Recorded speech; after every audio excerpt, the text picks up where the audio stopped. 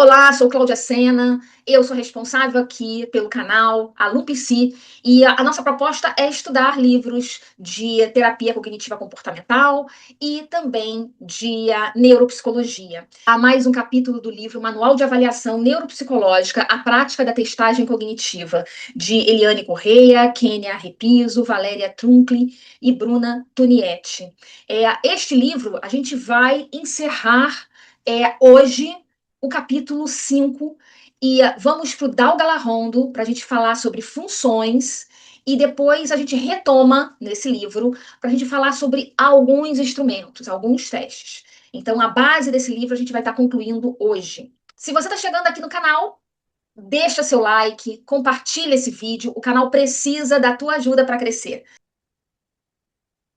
O capítulo 5 ele se desdobra em 4 partes. A anamnese, e aí entra toda a parte de entrevista, a gente vai ver isso, instrumentos, a construção desse laudo e devolutiva. O exame neuropsicológico é uma investigação clínica com o objetivo de esclarecer questionamentos a respeito do funcionamento cognitivo, comportamental e emocional desse avaliado, desse indivíduo. De forma inicial, a entrevista busca investigar a hipótese clínica, que desencadeou a necessidade dessa avaliação. Mas, eventualmente, e no curso da entrevista, que novas hipóteses podem ser lançadas ou apresentadas, ou o fenômeno vir, a apresentar. Portanto, uma anamnese bem conduzida simplifica o processo de testagem cognitiva, permitindo a escolha adequada dos instrumentos, a fim de objetivamente responder a tais hipóteses, seja para corroborá-las, seja para refutá-las. Então, lembra que a autora comentou, e que todos os autores, o que a gente aprende dentro de sala de aula, a partir do momento, o primeiro contato com esse paciente, eu já estou nessa investigação clínica, né? Então, e o nosso raciocínio clínico está dentro de toda essa construção desse rapport, dessa relação que se constrói com o avaliado. E a avaliação psicológica ou neuropsicológica é um processo complexo e multifacetado de uma investigação profunda realizada através da entrevista cuidadosa e das observações que o psicoterapeuta tem, observações essas muito detalhistas e atentas sobre esse paciente, integrando diversos aspectos clínicos para formar uma compreensão completa do estado mental e físico desse indivíduo. Quando a autora fala sobre buscar investigar a hipótese clínica que desencadeou a necessidade dessa avaliação, ela está colocando ali que a gente parte do princípio que a gente vai estar trabalhando primeiramente com aquela hipótese, mas isso não quer dizer que a gente vai estar buscando aquela hipótese. A gente vai estar entendendo todo esse avaliado para exatamente corroborar ou refutar, encontrando outras ou não, tá? A parte da entrevista clínica e anamnese. A anamnese é a investigação inicial que busca compreender essa hipótese clínica que motivou a avaliação. O que levou a esse indivíduo a buscar esse serviço ou a família a buscar esse serviço? E uma entrevista bem conduzida simplifica a testagem ao permitir a escolha de instrumentos específicos para confirmar ou refutar as hipóteses levantadas. Porque cada instrumento tem um construto. Então, se eu utilizo instrumentos que não vão colaborar para a investigação daquela avaliação neuropsicológica ou psicológica, eu simplesmente estou cansando esse indivíduo, esse avaliado, e não vou chegar a uma conclusão para conduzir aí um raciocínio clínico e um laudo adequado. E a entrevista clínica, ela tem a função estratégica, o roteiro estruturado ou não, e o vínculo terapêutico. A função estratégica leva a uma entrevista bem conduzida, simplificada, à testagem ao permitir a escolha desse instrumento para confirmar ou refutar essa hipótese. Exatamente para traduzir todas essas queixas que ele tem, que ele traz para esse contexto clínico. Então, o neuropsicólogo ele deve usar o conhecimento técnico para interpretar queixas leigas desse paciente, ou seja, quais esses sinais, esses sintomas que são apresentados, para que exatamente ele consiga gerar essa investigação, né? Conduzir essa avaliação neuropsicológica ou psicológica. Então, por exemplo, uma falta de queixa de falta de memória pode, após a investigação, ela pode revelar um prejuízo de linguagem, ou de atenção, ou de demência. Então, tem diversas coisas que podem ocorrer, mas sem compreender esse indivíduo no momento que chega para exatamente realizar essa investigação, essa anamnese, não adianta simplesmente pegar um teste, um instrumento e partir para ele, porque não é dali que a gente vai tirar um raciocínio clínico. Ele só vai corroborar para o que a gente consegue identificar e conseguir traduzir dentro do nosso conhecimento técnico como psicoterapeutas. Estruturado geralmente cobre dados pessoais, histórico escolar, profissional, hábitos históricos clínicos, né, a saúde prévia, e aí vai, antecedentes, humor, comportamento. Ele busca compreender esse indivíduo no dia a dia dele, na rotina dele, um passado que ele possa trazer. E esse roteiro estruturado não para só na investigação com o paciente, né, com o avaliado, mas também busca outras ferramentas para ajudar esse arcabouço para a construção desse raciocínio clínico, tá? E o vínculo terapêutico, embora tenha aí, eu quero falar inclusive do roteiro estruturado, que muitas vezes não é uma arguição, não é uma pergunta e resposta, mas é uma conversa que você vai conseguindo extrair dados desse avaliado para que construa esse raciocínio clínico, tá? E o vínculo terapêutico é importantíssimo para que flua essa avaliação e respeitar o ritmo do entrevistado fortalece essa confiança. Não só o ritmo do entrevistado, mas também o que ele traz de vivência, de experiência e até mesmo de percepção do seu eu, do mundo e do outro. E é na anamnese também que é lá no roteiro estruturado, que a gente busca algum tipo de exame clínico, ou até mesmo sugere que faça determinados exames clínicos, né, para confrontar aí resultados, ou então para validar algumas hipóteses, e a partir dessa colaboração das informações quantitativas com os fenômenos observados, é que a gente vai estar construindo todo esse raciocínio, como eu comentei. E toda a queixa, história clínica, a evolução dos sintomas, modelos neuropsicológicos sobre o funcionamento cerebral e o conhecimento sobre a psicopatologia é o momento que a gente vai construir. Isso daí que vai dar todo o arcabouço para se construir o raciocínio clínico interpretativo da conclusão diagnóstica, ou seja, gerar esse laudo. Time e consentimento informado. Em que momento, de fato, eu posso avaliar aquele indivíduo? Onde eu vou conseguir conduzir um raciocínio clínico mais apurado e aferir aí o que de fato ele passa, né? E o consentimento informado é o que eu preciso fazer para estar conduzindo essa avaliação. Então, quando avaliar esse indivíduo, perceber que não adianta avaliar esse paciente num estágio agudo de um surto neurológico ou no auge dos sintomas, né? Geralmente esses primeiros 3 meses, pois as mudanças são muito rápidas e contínuas, e a fadiga pode mascarar as competências reais desse avaliado. Então, os prazos recomendados é de 3 a 6 meses após o evento neurológico. E as reavaliações são sugeridas em intervalos de 6 a 12 meses, exatamente para confrontar os resultados, né? Ou complementar os resultados. E o consentimento é baseado nas diretrizes do Código de Ética da American Psychological Association, que é a APA de 2002. O consentimento informado é obrigatório e deve ser documentado antes do início dos testes. Para criança ou pessoas com comprometimento mental ou físico, os responsáveis devem assinar o termo. E aí esse termo deve conter natureza, finalidade da avaliação, os valores cobrados, o envolvimento de terceiros, limites da confidencialidade. Quando a gente fala de casos de instituições e pesquisas, o consentimento deve seguir os padrões determinados pelas comissões de éticas pertinentes. Tá? Aqui se coloca num caso de um serviço de avaliação neuropsicológica e psicológica.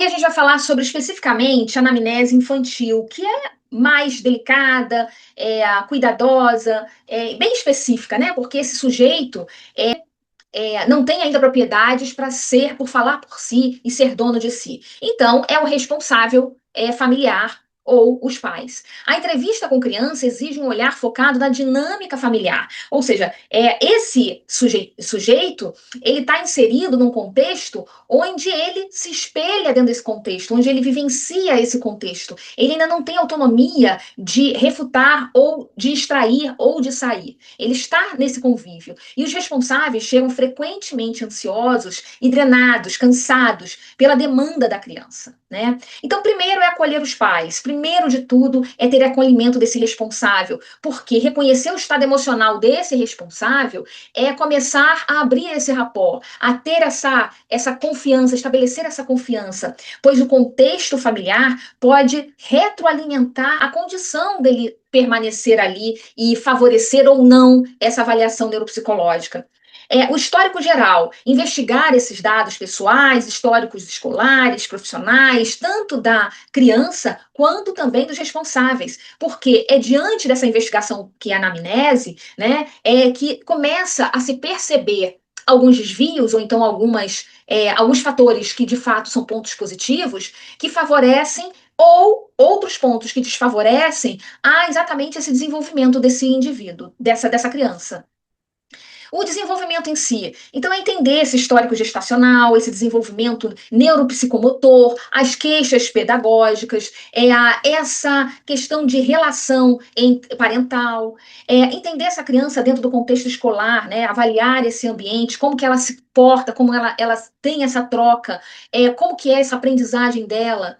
Então, é esse olhar mais detalhado, um olhar também mais lúdico, porque a criança ela está no momento onde a construção do imaginário, a brincadeira, a questão dos seus heróis, isso daí entender quais são, como se dá isso num contexto tanto familiar quanto escolar, que são dois pilares muito importantes no início desse desenvolvimento, é vital no momento da anamnese infantil. Agora, existe também a anamnese dos adultos, e alguns pontos são imprescindíveis para a condução de uma entrevista bem-sucedida.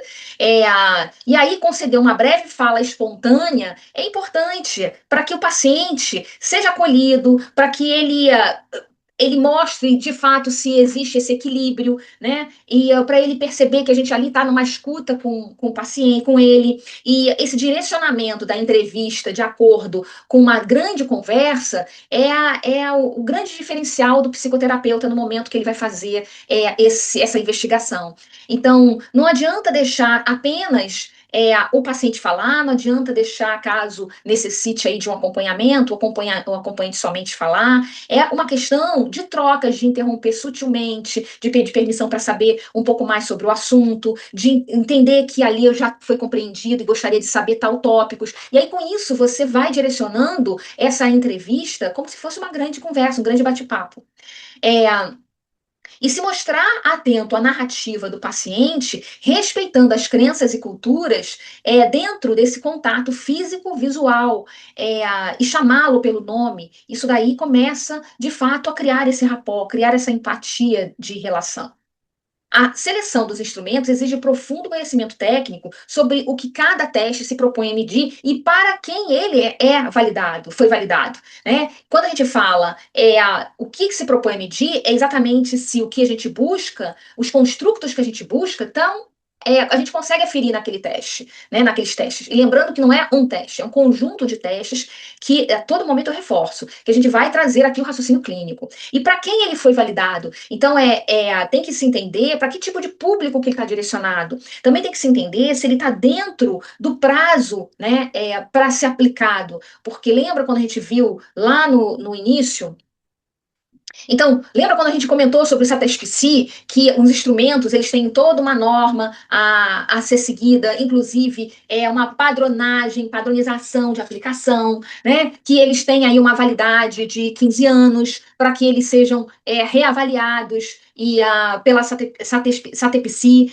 Então, isso daí é importante. Eu não vou fazer uma avaliação neuropsicológica, até pode ser feita, mas tem que ser informado isso dentro do laudo, né? Ou seja, se um instrumento, um teste, ele está para ser, a validade está para se vencer dentro de poucos meses ou dias, isso daí tem que ser referendado no momento do laudo, né? Ou então, se por acaso se utilizou um teste que ele não está dentro da validade, ele não pode ser utilizado como um teste de referência, e sim um teste que auxilia na compreensão. Então, isso tudo tem que vir no laudo.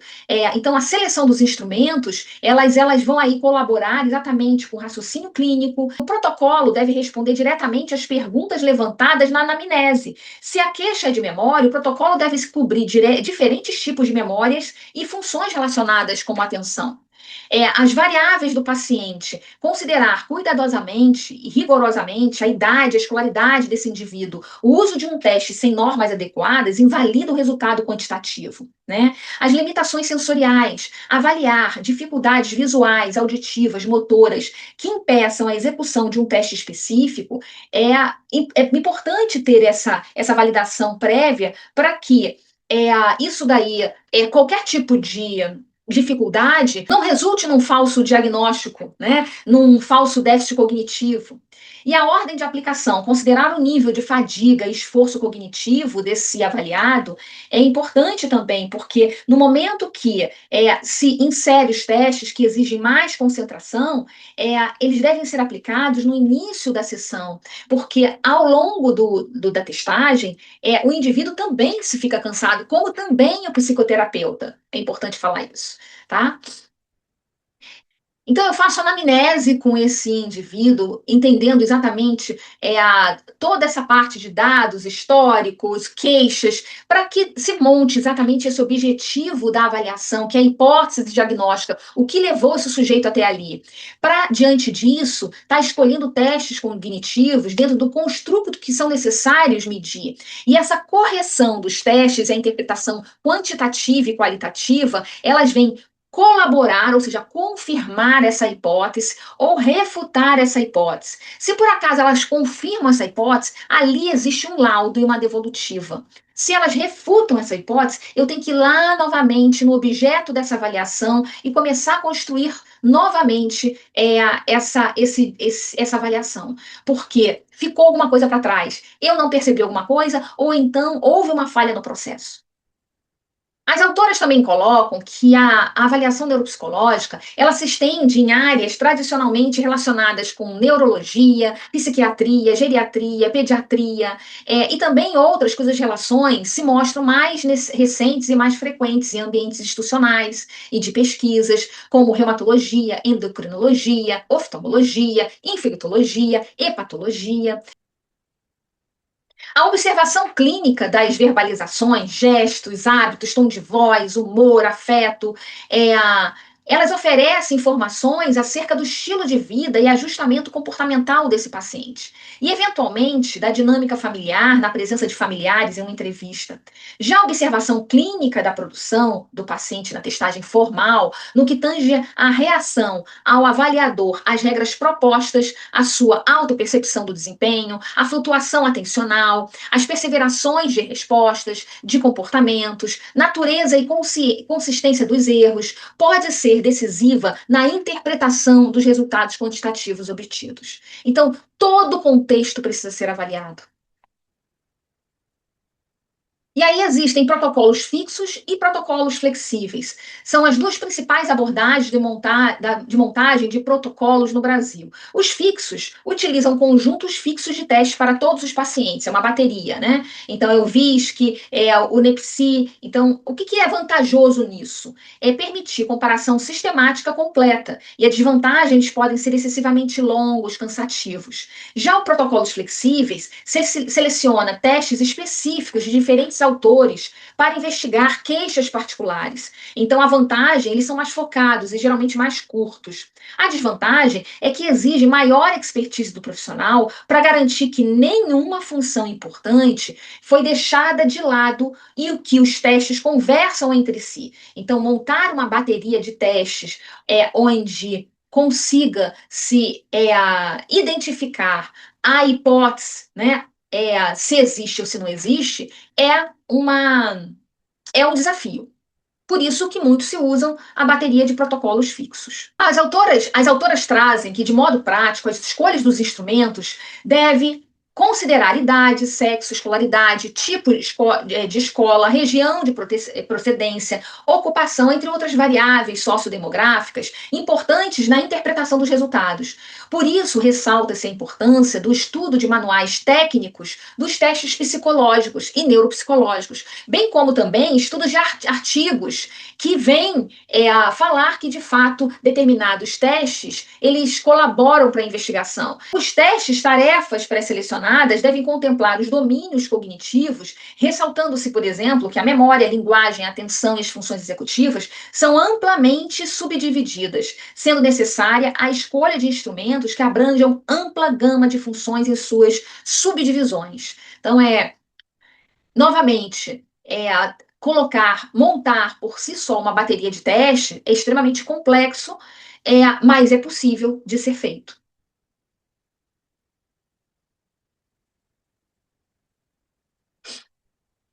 E aí, como que a gente vai para escrever o laudo? O laudo não é apenas um amontoado de resultados, é uma peça de comunicação científica e clínica que integra dados da anamnese, observação de comportamento e resultados dos testes. Então, para se escrever um laudo, é necessário ter uma linguagem e acessibilidade, clareza. A linguagem objetiva e concisa deve-se evitar esses usos excessivos de termos técnicos, jargões, sem explicações, pois o leitor precisa compreender as conclusões para tomar atitudes práticas. O outro ponto também precisa de fundamentação científica, precisa ser baseado em evidência as afirmações sobre o funcionamento cerebral do paciente para que seja sustentadas pelos dados colhidos e a literatura neuropsicológica atualizada. E a proposta, com a finalidade do documento, ser objetiva. O laudo deve integrar os dados da anamnese, as observações de comportamento e resultados do testes para responder à queixa inicial. E a estrutura do laudo? É, o laudo ele precisa se configurar como manual que orienta a família ou o indivíduo a tomar uma ação sobre, tá? Dentro de uma facilidade de leitura. Então, a estrutura do laudo ela deve ter aí um título do que se trata esse documento, né? Uma avaliação neuropsicológica, a identificação aí desse indivíduo. Então, está trazendo toda essa parte de dados do paciente e do solicitante, entendendo as limitações de sigilos, tá? A descrição dessa demanda, o que motivou essa avaliação, por que o paciente chegou até ali, o procedimento em si, o que se utilizou, a lista de todos os testes, escalas, as entrevistas realizadas. Então, mostrar toda a condução daquele processo, né? A análise dos resultados. Então, trabalhar. Isso daí é o coração do laudo. Porque a análise do resultado, ele pega tanto quantitativo, né, quanto qualitativo. Então, ele traz o quantitativo apresentando os scores, percentis, classificações, de uma forma estruturada e explicando cada passo a passo. Explicativa para a utilização desses instrumentos. E o qualitativo é trazendo exatamente essa descrição como o paciente realizou essas tarefas, se houve fadiga, ansiedade ou estratégias de compensação. Então, trazer quanto, né? E essa comparação, o outro é como. Então, trazer o quantitativo e o qualitativo é exatamente esse coração do laudo para se construir a conclusão, que se torna mais síntese, que é a integração de todos esses dados, né, num perfil neuropsicológico. E concluindo o laudo, é necessário as recomendações e encaminhamentos, porque não basta simplesmente o laudo se o profissional, o neuropsicólogo, não conduz o que fazer, né? Como reagir aquilo dali, como conduzir aquilo dali. Então, as recomendações e encaminhamentos são as orientações práticas de uma necessidade de reabilitação, de uma adaptação escolar, né? E isso daí vem com encaminhamento, porque a avaliação neuropsicológica é um documento legal. Agora, é importante se cuidar sobre toda essa ética e o cuidado na escrita. Por quê? O sigilo profissional é importantíssimo no momento de você construir esse laudo. Não é tudo que você escutou que você vai estar colocando, mas sim pontos chaves. E muitos não vão ser pontuados, mas vão ser relacionados. O psicólogo deve relatar apenas o que for estritamente necessário para o entendimento do caso, protegendo a intimidade desse paciente. A responsabilidade legal. O laudo tem valor de documentação legal, olha o que eu comentei. Erros de interpretação ou descrições preconceituosas podem gerar processos éticos no Conselho Regional de Psicologia, no CRP. E prazo de validade. É importante indicar que o resultado reflete o estado atual do paciente e que reavaliações podem ser necessárias no futuro, conforme a evolução do quadro. Olha como isso daí é importante estar tendo no laudo para resguardar tanto o avaliado quanto o avaliador. É o fechamento do contrato estabelecido na anamnese. É o momento de transformar todos esses dados técnicos em informações compreensíveis e úteis para a vida do paciente, considerando que o conteúdo da avaliação neuropsicológica pode impactar a vida do paciente e dos seus familiares. É obrigatório que o psicólogo mantenha um protocolo de entrega de documentos com assinatura do paciente ou responsável, comprovando que ele efetivamente o recebeu e que se responsabiliza pelo uso e sigilo das informações contidas no documento. Olha como que é tão importante, né? E é tão grave, né? Que pode ser utilizado, é tão importante que pode ser utilizado de forma positiva ou negativa para o avaliado como para o avaliador. Então, por isso que a gente também precisa se munir aí de documentação. E o direito do paciente é um dever ético fornecer feedback. O paciente tem direito de saber o que foi encontrado nas suas potencialidades e limites. Função terapêutica, ela ajuda o paciente a entender seus comportamentos, reduz a ansiedade, aumento e adesão ao tratamento. E o processo clínico não é apenas uma entrega de papel, mas um processo clínico e humano requer planejamento e empatia. E com isso, as autoras comentam, inclusive, que existe uma recomendação para devolutivo oral. Essas recomendações, elas têm 10 tópicos, que é agendar esse feedback no mesmo encontro de entrega desses documentos, adequar duração, agendar feedback oral no mesmo encontro de entrega de documentos. Pode ser, inclusive, alguns neuropsicólogos trabalham com um feedback anterior. Isso daí é possível e passível de ser feito, para depois agendar aí a entrega do resultado do laudo, tá? E com a entrega de toda a documentação.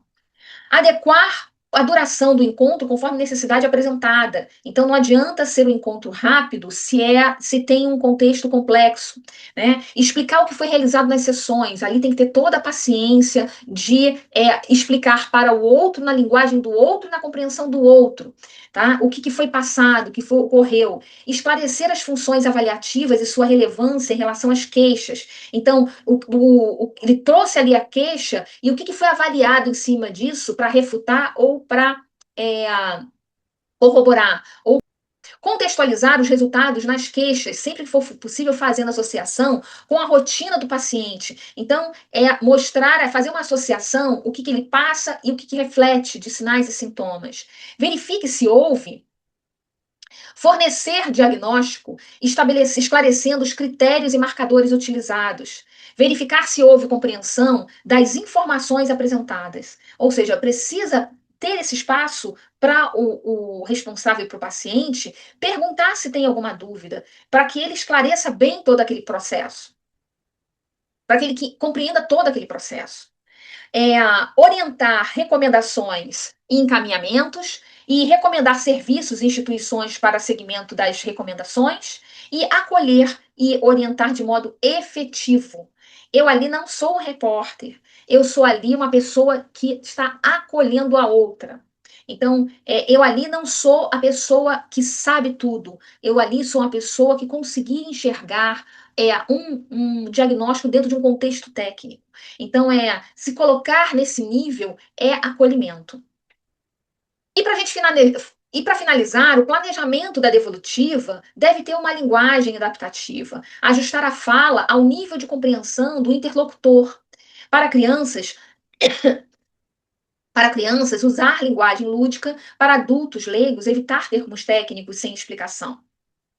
E a ordem das informações é começar pelos pontos fortes, o que está preservado, o que é bom, antes de falar nos pontos fracos, nos déficits. Isso daí evita que o paciente se sinta rotulado apenas por suas dificuldades. O manejo emocional é preparar-se para lidar com choro, com negação, com frustração, especialmente diagnóstico de doenças degenerativas ou transtornos graves. Isso é muito comum. E o plano de ação, ele termina com orientações práticas para conduzir esse paciente, esse sujeito, à busca de melhoras, tá? A mudança dessa rotina, a uma adaptação escolar, né? E entregar esse laudo e garantir que não restem dúvidas, tá? Inclusive, é interessante que se dê um prazo, porque geralmente é tanta informação, que se dê um prazo a esse paciente, que se ele tiver algum tipo de dúvida, pode-se remarcar, sim, um outro feedback, muito mais resumido, até mesmo via conferência online. E com isso a gente acaba aí nesse momento com o livro. A gente dá um stop no livro agora, de manual de avaliação neuropsicológica, né, prática de testagem cognitiva, e a gente vai vai estudar as funções no Dal Galarrondo, tá? Então, nosso próximo encontro vai ser com o Dal Galarrondo, para a gente entender aí essas funções, o que a gente busca compreender nas avaliações. Porque não adianta a gente falar sobre testes se a gente não entende funções. Então, a gente vai estar falando bastante sobre funções aqui, tá? Para você que chegou até aqui, clica, curte, encaminhe esse vídeo para outros estudantes de psicologia que buscam aí ampliar o seu conhecimento. Então, nosso próximo encontro na próxima semana. Espero vocês e curtam bastante. O canal precisa de vocês.